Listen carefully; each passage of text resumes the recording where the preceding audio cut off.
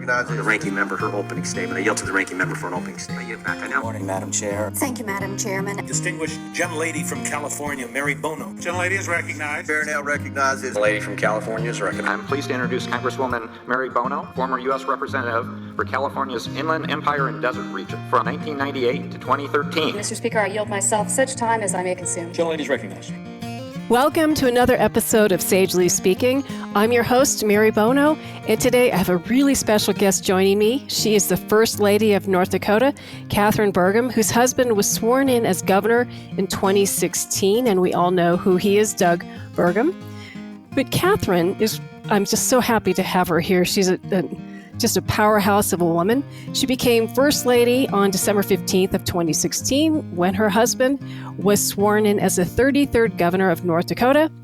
And as First Lady, her priority is supporting and developing initiatives to eliminate the shame and stigma of the chronic disease of addiction in North Dakota's communities. In long-term recovery for 20 years, Katheryn shares her personal experience and encourages others to do the same to normalize the conversation around the disease of addiction. She is spreading the word that addiction is a chronic disease and not a character flaw. Katheryn plays an active role in supporting the Office of Recovery Reinvented as the chair of the Advisory Council. Katheryn, welcome to Sagely Speaking. I'm so happy to have you here. I cannot wait to get into this conversation. Just thank you for your leadership. Well, and thank you, Mary, for asking me to be on your show and your podcast. And, thank you so much for all the work you do around addiction and, policy. And, I have to say, I looked at the list of, people that you've had on your podcast, and it's like quite an esteemed list of very inspiring, knowledgeable people. And so I'm grateful to be asked to be on your show. And thank you as well for your personal role in addiction and recovery in the world.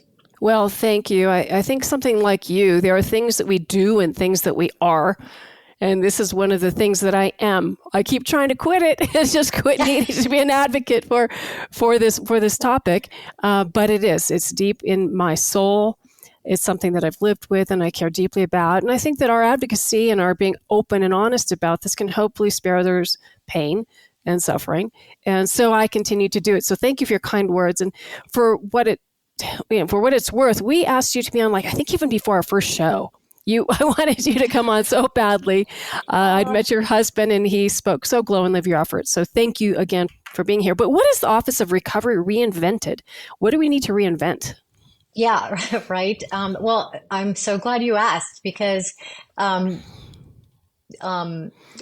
will get emotional during that because it's just an emotional topic. It's very personal and but so inspiring in so many ways too, right? So my husband is my biggest advocate, as you mentioned, and he knows how important this topic is. So by executive order, he created the Office of Recovery Reinvented in North Dakota because, he wanted to let people know how important this topic is. And so that we would have space to do a lot of work around that at the state level. And, but something to note about that is it is not paid for by any state funds. It's all privately paid for. The director of the Office of Recovery Reinvented, the governor has not taken a salary since he's been a governor. And so part of his salary goes to fund that position and other work that we do, including Recovery Reinvented. And we called it the Office of Recovery Reinvented because, for several reasons, we felt like, recovery needs to have a new look and new messaging, and because people need to know more about things like recovery is possible, and it can look just like you and me, and so that's part of the reason. And actually, when I first got into office, I didn't talk at all about my struggle with addiction or my recovery journey. And even though I was 15 years in recovery, because of the shame and stigma for both, I didn't get help and I didn't talk about it. So anyway, prior to me starting to talk about it, he knew, of course. And so that was one of the reasons why, we sort of went on this journey together, and I decided, 5 minutes before the interview to tell the world and come out about my own recovery journey. So yeah, so that's that. And then as part of that, we decided to do this conference called Recovery Reinvented. So you sent the whole press team scrambling. It's like Pretty much, oh yeah. no moment. Did My she husband- just do that? Yeah, but my husband too, he was like, 5 minutes. He's like, oh, okay, great. Like I just decided. I talked to a lot of people in recovery and sort of got some, input and feedback. And I just decided in the end, because literally I'd known people at that point for 15 years who had no idea that I was in recovery. And then we joke about at one of my birthday parties, I got a surprise birthday party from my husband and some other people put it together. And we had this 2-story space, and there was a bar on each level of the because it was my birthday party, someone who's in recovery, but it's just a regular party. So anyway, my friends in recovery thought that was very weird. So anyway, it just nobody knew at the time. And I, so the guy from the newspaper said, you've chosen this topic of, eliminating the shame and stigma of addiction. And that just seems like a, really interesting topic. Why would you choose that? And then I just said, well, it's very personal to me because I've actually, been in recovery for 15 years at that time. It's like, I still get emotional just saying those words, from all the 8 years ago now. So, yeah. Well, thank you. I mean, a huge thank you. This is what it takes. You think that we would have gotten over the stigma of a public figure coming out when Betty Ford did it. And look at the huge difference in the world she made. And I know you're on the board of trustees of the Betty Ford Center, Hazelden Betty Ford Foundation. So thank you for that too. But you think that it would have been a no-brainer. But the good thing is people ought to be able to share or not. It's like Yes. you don't have to wear a neon sign around saying I'm in recovery, but if you choose to and to be open about it, then more power to you. I think it's important that people do it. I talk about my family struggles because I think it's important to share that we are all in this together.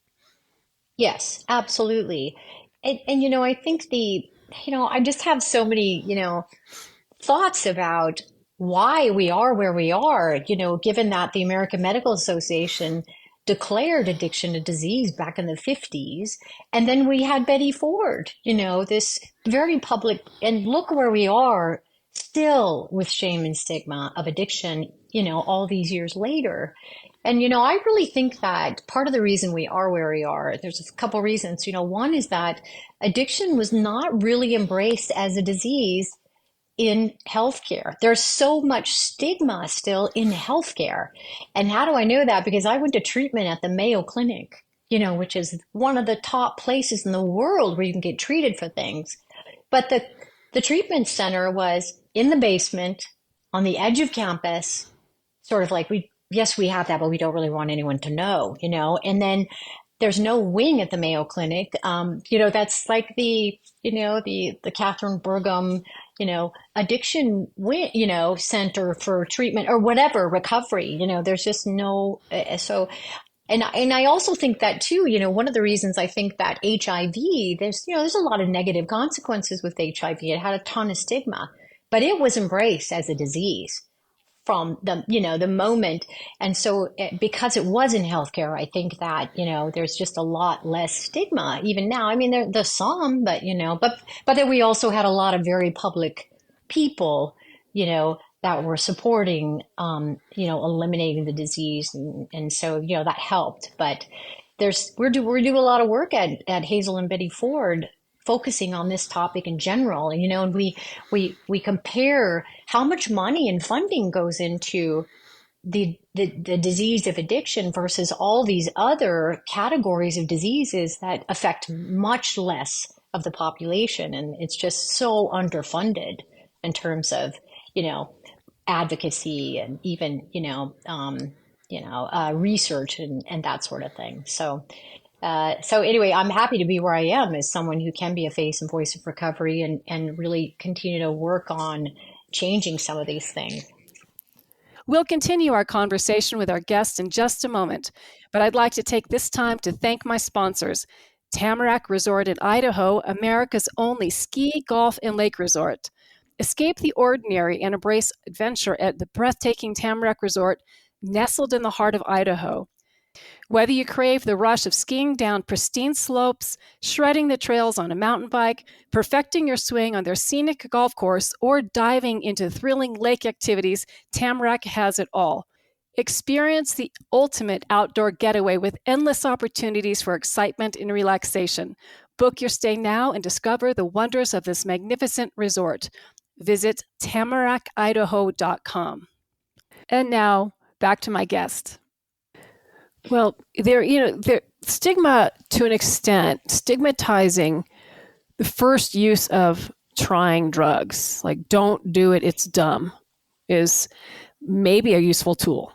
I think that's up to each parent or prevention group to understand the language of don't do it, it's dumb. But stigmatizing people who have the disease and not understanding that it's not a moral failing. Like I choose to use, or I wake up just wanting to be sick all day. And so it's interesting. And I think that there's a lot of new thinking coming out about, we do need to, look, we stigmatize cigarette use, right? Cigarettes are stupid. Who wants to smoke cigarettes anymore? And not wearing your seatbelt is stupid.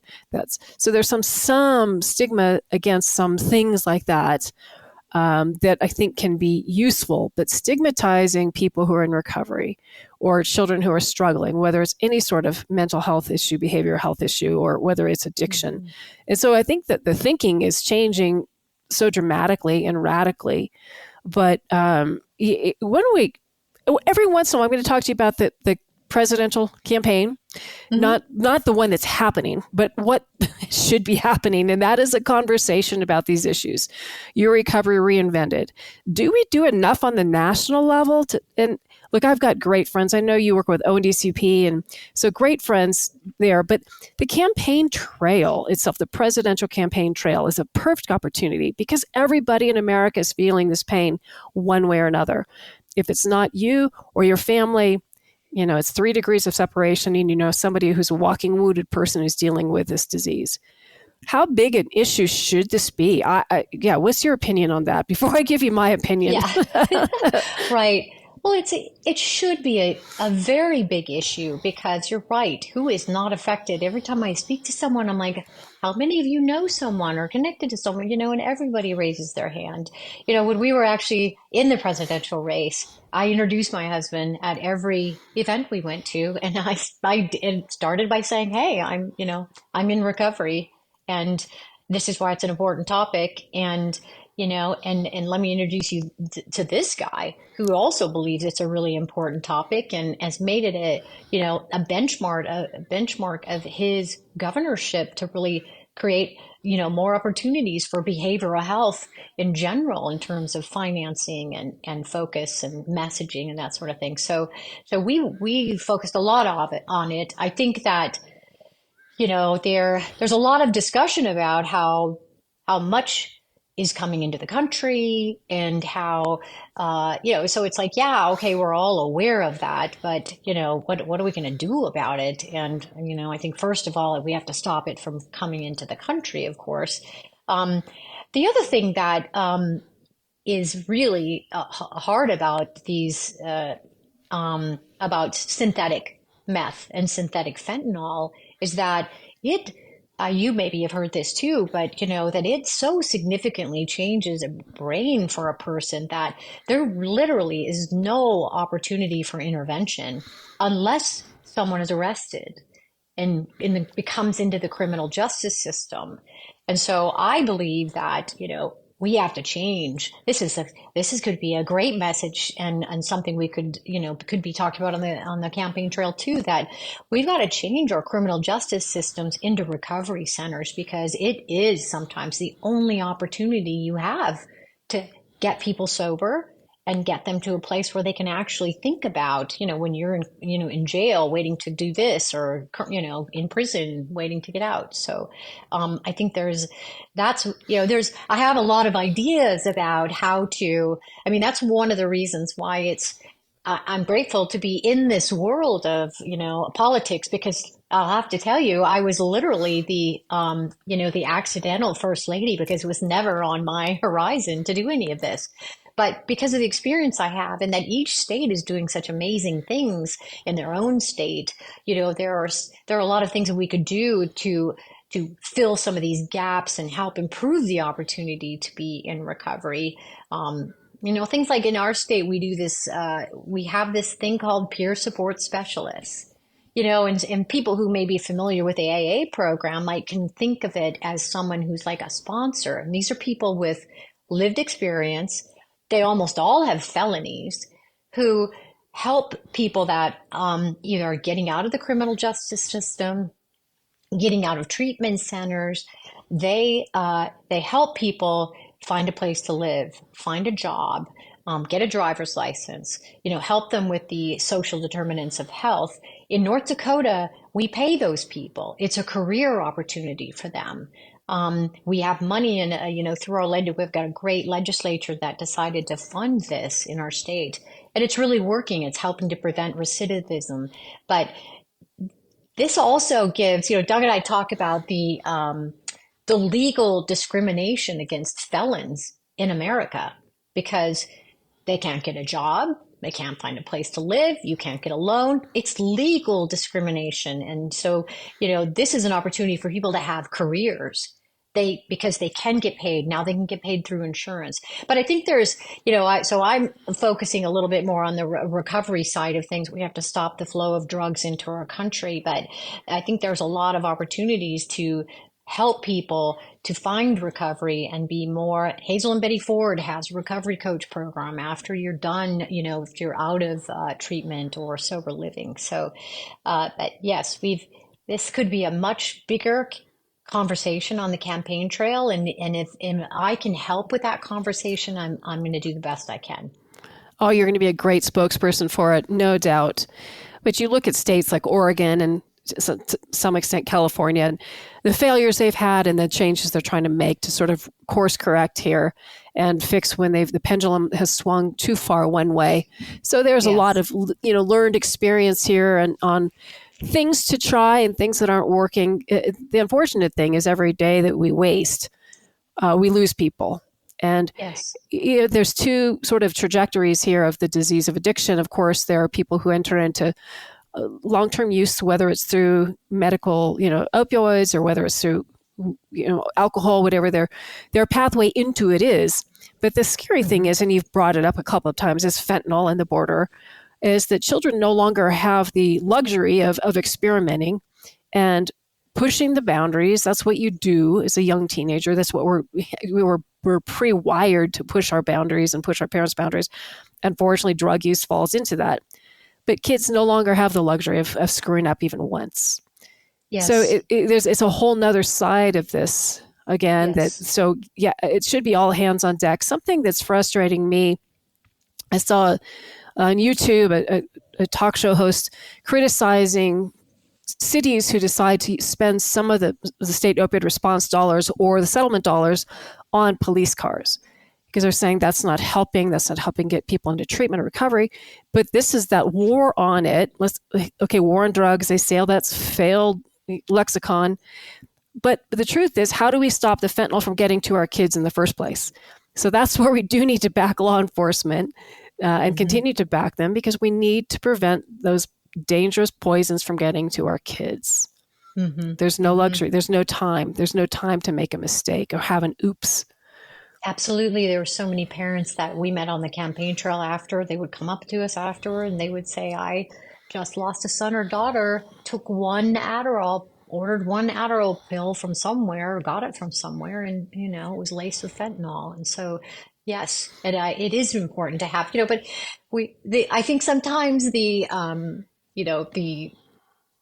criminal justice, the law enforcement we have, they become so disillusioned because they can't, sometimes you can't arrest you can't help, you can't arrest somebody so they can get into jail and be,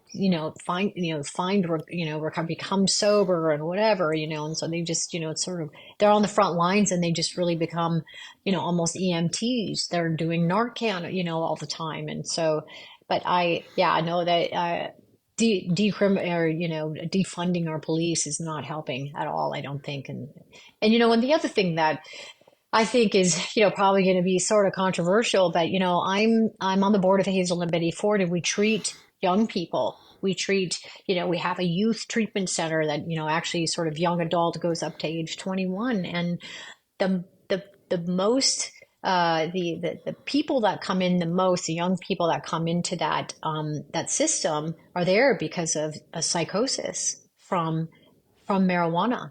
The undisclosed or the undiscussed, psychosis that happens, to young people that just, they are never the same the rest of their lives. I know two people that's happened to. And that, and so this, because because it's legal now, everywhere. I went to I was at Stagecoach, which I'd never been to You were before. at Stagecoach? That's my congressional district. I loved it. It was Yes, so fun, but it's a I'm a ton of huge fun. fan of country music, but I was outside in front of a stage and there was so much marijuana. Like I had to breathe into my coat, because I couldn't, and it was outside, but so that I was thinking back to the days when I was at a Styx concert in high school and there was so much smoke, you'd be like, oh, but anyway, so I don't know that, I think it's scary to be legalizing these drugs that haven't been, researched, and, they're not FDA, because, and then people want to make it, the law is more lenient, and young people think it's safe, but it really does have bad consequences. Oh, you're 100% right. It's unfortunate because billboards are everywhere. And I'm sure, like you, I go to those parties or dinners and they talk about, oh, my 90-year-old does a gummy. My 90-year-old father does a gummy every night before he goes to bed so he can sleep well. And I'm like, okay, I'm off duty right now. I don't want to get into a debate on this. But yes. the weed smoke at Stagecoach, let's talk about that. Because you can't avoid it. You can't avoid it walking down the street. And why I'm laughing here and angry about it is because we came so far with cigarette smoke and secondhand cigarette smoke. And we did stigmatize that, and it's horrible. And it's horrible. Imagine, do you remember the days when you could smoke, tobacco on an airplane or in a restaurant, and how disgusting it was? But somehow we're getting to this point now that it's okay, when it's not. People need to, if you're going to smoke, you're an adult and you're choosing to smoke, that's your decision.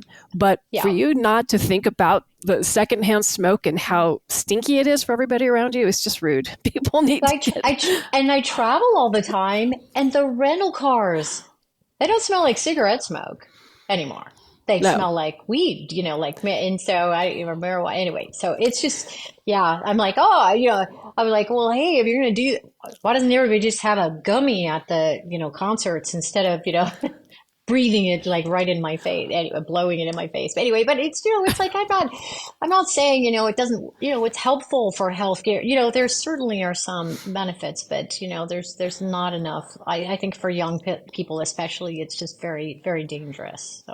Well, it's big pot coming, right? And I think that's what was frustrating to me in the beginning of the opioid epidemic, is that we saw the amount of billions of dollars that certain pharmaceutical companies were making, knowing people were dying. And that's when when it's all commercialized and there's greed at the root of it, that you get scared. And it's the thing with big pot now is where are the safeguards? Where is all, look, I mean, I generally don't talk too much about marijuana because, again, my beef was with opioid manufacturers. Kids were dying and they knew it and they did nothing. And so the agencies, the federal agencies, unfortunately, were toothless for too long to get involved. So this is where you come in. Clearly, you're going to have a huge, bright future politically. And by the way, you said you're the accidental first lady. And you're glad to be in politics. Well, I was an accidental first lady when my late husband, Sonny, became mayor of Palm Springs. But unlike you, I'm happy to be out of politics now. But it's your turn to take the reins and all of this stuff. But you do have an amazing, great future here. And you can champion all of this. And we don't have all the perfect answers. We're going to learn as we go to some degree, right? Right. But that is the one thing that's inspiring to me, is to be able to be in a position where I can unite the people that I don't have all the answers, but to get, this is not a, partisan discussion. It affects everyone, addiction and behavioral health in general. I mean, the suicide rate, there needs to be much less stigma, but let's get the people together on a national level and figure out what we can do to help more people, prevent the suicides, stop the overdoses, and so that's very motivating to me. That's work I never thought I'd ever be doing, but here I am. So. Well, Katheryn, one of my secret wishes is always, it's not so secret. I've talked about it a lot on here, but I wish that there was a walk on the mall, the National Mall. Like there's Rally for the Cure, which is so fantastic. The Susan G. Komen, Rally for the Cure, Walk for the Cure, so great. I wish there was a walk for recovery. And I know there are some regional, and Shatterproof has done this, a number of nonprofits have done this, but the national display on the mall, in Washington, D.C., of this is the walk for people in recovery. And maybe you would be the perfect person to lead that, but to be proud of people in recovery, to support people in recovery, to show how many people are in recovery, I think that would go a long way. And to say to people in recovery, look, I'm not in recovery. I don't think I have a substance use disorder, but anyway, but I try to support people in recovery. And I want to say that is so cool. And I am so proud of you. And, we had family members in my family, it's when they are sober and in recovery, best thing I can do is love them and say, I'm so proud of them. Mm-hmm. Mm-hmm. I'm on my soapbox, aren't I? Oh, I love that. That's a great idea, though. The National Mall, very visible. It has been used as a very visible opportunity for advocacy, and so I love that. That's a great idea. We've tried. It has been tried. Faces and Voices of Recovery has tried. Yes. But I think we need leadership, political leadership, to really make that happen.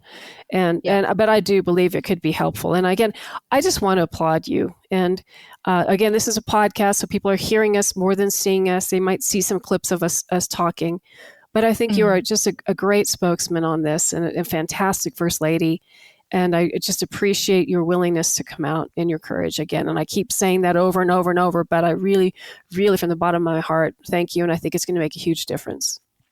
Well, thank you so much. And again, all this work that you do, and you talk about it, and you talk about policy, and you have people like even Dr. Drew. Dr. Drew spoke at Recovery Reinvented, and so I've gotten to know him pretty well. He does a lot of, obviously great work in this space. And so the more we talk about it, the more we normalize it, the more focus we can get on it. So I'm grateful, really grateful for the opportunity, and really grateful to, wake up and be sober every day. Amen to that. Well, we are going to watch you and watch this very interesting election year. And I know we're going to continue to see your leadership unfold. And again, please give your husband my very best and thank him for helping us get you. We didn't ask him to be on the show. We asked you to be on the show for what it's worth. Tell him one day we'll ask him to. For sure. He would like I said, he's a big fan of yours, so I'm sure he would enjoy that. So thank you again. Well, again, thank you for being with us. And I just want to thank you, our listeners. Thank you for tuning into Sagely Speaking. I hope you enjoyed this episode with First Lady of North Dakota, Katheryn Burgum. Please consider following the show, subscribing, or sharing your thoughts at hello@sagelyspeaking.com. And please follow me on Instagram, X, Facebook, LinkedIn, all of those at Sagely Speaking. Until next time, thank you for listening.